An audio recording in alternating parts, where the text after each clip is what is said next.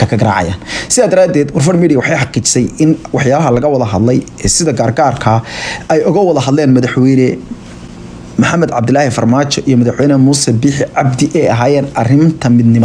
arinta midnimada ayaa la sheegay in ay si shakhsiyana uga sheekaysteen sidoo kalena ayadoo dad kale la jooga laga wada hadlay waxaa la sheegay in arrimahaas la isla shaxjeexay isla markaana la isla soo qaaday arrimaha caqabadaha waaweyn ee hortaagan السلام عليكم ورحمة الله وبركاته داوديال وحاج مبارك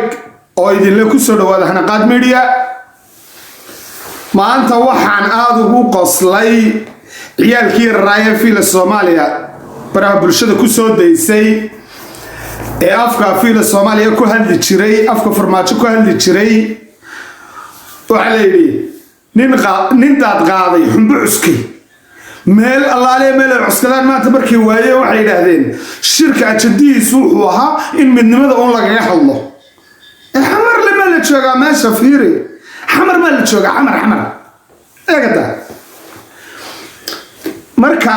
shirka midnimo oo laga hadlayo de xamar iyo maamul goboleedyada inay waxa ka hadlaan laakiin se marka aad Soomaaliland soo hor fadhiisanayso waa inaad ajandahaaga sida midnimo aad ku xoojinayso aad ogaataad ogtahay de cid ku soo hor fadhiisanaysa inay i'tiraaf u baahan tahay no more dhaqdhaqde marka bal maanta ila dhageysta horta ila daawada horta ilmaha warfar media waxay xaqiijisay in marka laga soo bilaabo kor madaxda sarsare tusaale ahaan wixii isla ogaayeen madaxweyne Maxamed Cabdilaahi Farmaajo madaxweyne Muuse Biixi Cabdi Ra'iisul Wasaare Abiy Ahmed dawladda Mareykanka iyo dawlado kale ee ahaa in laga wada hadlo arrinta midnimada waa sidoo isugu jecel yahay buu noo sheegaya ama sawirkiisu ku jirtaa sida xaqiiqadu ma aha madaxweynaha iyagu warkiisu waa cad yahay guddidayada warkeedu waa caddaa midnimo sawlo wareegaysaan laakiin saanagu maanta mid xaqiiqa baan idin sheegayaa dhowr masalaba wax yar baan ka taaban doonaa kow horta marka ugu horeysa arrinkan beesha caalamka hore waa tii barnaamijkii hore aynu uga hadalnay beesha caalamka maanta waxa soo dadajisay inay arrinkan Soomaaliland iyo Soomaaliya qadiyadeeda soo faragashadaan ay waliba dabada ka riixaan ay soo dadajiyaan waxa ay tahay isballaarinta Turkiga oo si baahaysa maanta dagaalkii Liibiya waa lagu kala adkaaday baan oran karnaa dagaalkii Liibiya waa lagu kala gacan sareeyay maanta oran karnaa Liibiyana gacanta Turkiga ay gashay waa meel istiraatiijiya badda Mediterranean-ka iyo shidaaladeedii hawlaheeda dhan baa la isku haystaa oo Greek iyo Turkiga isku midyeelisanaya reer galbeed dhamaantood way ka soo wada horjeedaan Turki maantana inuu baabalmandab soo fadhiisto Turki oo uu berberiye seelc soo fadhiisto ma aha horta mid la yeelayo reer galbeed yeelayaan ta dagaalkan iyo digdigtan iyo degdegan keentayna waxa weeye Turkiga laga gaaro intaanu berbera soo fadhi arrinka labaad meesha jiraana wuxuu yahay Soomaaliya doodeeda waxa ay ku soo ururisay reer waqooyigu kuma wada socdaan waxa la yiraahdo gooniisutaaga sanduuqna soo dhaxdhig adiga ogaan doona inaan ku wada soconayo inaan ku wada soconine referendum ha yimaado maalintaas aad ogaan doontaa in lagu wada socdo in lagu kala socdee anigu xalka ugu quruxda badan ee maanta Soomaali sida ma isku sinacaysa maanta hadii Soomaaliya i'tiraafka ay Somaliland siiso inaan Soomaali kala tagaynin wax walibana ay u wada markaa u bilaabmayaan baan ugu ogahay in isku socodka bulshada oo dadka Soomaalida double citizen la wada siin lahaa in ciidanka iyo amniga iyo waxa soo dhan la iska kaashan lahaa in ganacsiga iyo waxa soo dhan yani si official oo wada socon lahaa yani istiraatiijiyada weyn maanta waxaan ay midnimada ka doonayaan oo dhanba waxay ka helaayeen hadii maanta ay Soomaaliland saxan laakiin sidii Soomaaliland lugta haystaan hadii Soomaaliland aflibaax u gasho وانت سلاد روحين يا كاف فرو طلع يا كار ريبون انت لا هاي دي أديرو رجال البيت أنا وقرب صارنا مركي تركيا رجال البيت نقط سكون قصدي وهاي قال يا مسلم أنا وقال كراعنو وأنا مسلم كمر والبيت هاجروا وموجلاين حتى ليدي كانوا كلفية صارتها اعتراف كان حتى تسكب إنسان وروح ما يحمادين وحنا ما يحمادين تدك صعد كنا ولا اسكو فسح لها تدك دبل ستيسن قفكي دونيا او قادن لها قفكي halkan doonaya inuu digi laakiin halkan doonaya inuu digi lahaa xagga amniga la iska kaashan lahaa xagga ganacsiga iyo wax walba la iska kaashan lahaa hal lacag baa la wada samaysan lahaa marka la soo dhaqaale gaadho wax xuma lahaa ma jireen laakiin san maanta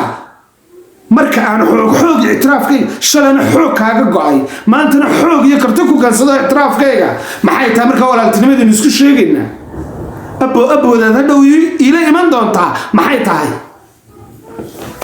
hada maanta reer Soomaaliya waxaan u sheegayaa war اعتراafkii baa idin soo dhow war neeta baabalmandab soo gashay neeta hirdankeediisa isku jiidanaysay baabalmandab bay soo gashay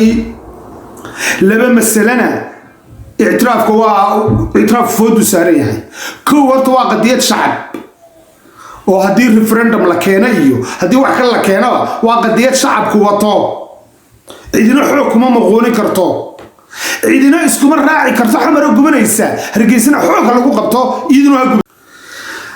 arrinka labaadna wuxuu yahay dood Somaliland in ay tahay dood sax ah oo nidaamsan haddii maxkamad caalamiya la isla tagana si sharciya Somaliland ay ku go'ayso ay اعتراafkeeda ku helayso haddii in hab siyaasi iyo beesha caalamka in laga ololayo ay noqonaysana يعني si kasta Somaliland ay ku helayso marka labada awoodood waxa weeye hab sharcina اعتراafku waan ku helayaa in hab referendumna waan ku helayaa labada xalba waan ku helayaa maanta gaashaanbuurtaad wadatide Turkiga iyo Gadar di adeero waxaan wata geeski Afrika oo dhan baan wata Ethiopia wata oo baad اعتراafkayga kulli baa Ethiopia ogolaan marnaba Soomaaliland iyo Soomaaliya aan isisiisanaynin aan ogolayn de laba Soomaaliyeed oo kulma ilaa tastaxad bal raadinaya markaas jigal isla soo galiyaa iyo reer galbeed oo dhan baa wata Turki baa la dhusleedahay oo gabigiisa xamar gubinaysa ku dhax fadhiye saldhigii ugu weynaa ka sameystay buu yiri shalay dambeysana shan qof waa ku dhintay qaraxyadii xamar ka dhacay marka aqli gal ma aha waxna loo wareegaysaane عقلك هيد الشقيو حسد بيدي كتاهي حسد يحقد بيدي كتاهي وحلالي وحولاقي وحاضيسان ما انت احتمرك اللي دوديو إلا ينعضو بالأجندين صوبان ديغا وحا أجندا ما هيان وحا أجندو يورانيان نيو سيدايو حدينو إسراعنو وحاسينو هقاقيا ساسي وحينو نقونيان يعني بلا معد ما هيان بس وحاسنمهم يان رسو مالان دقاقل انت سمكتها صد السنضات ايان تمانوكو يسلسينا إلهي حكمتيسا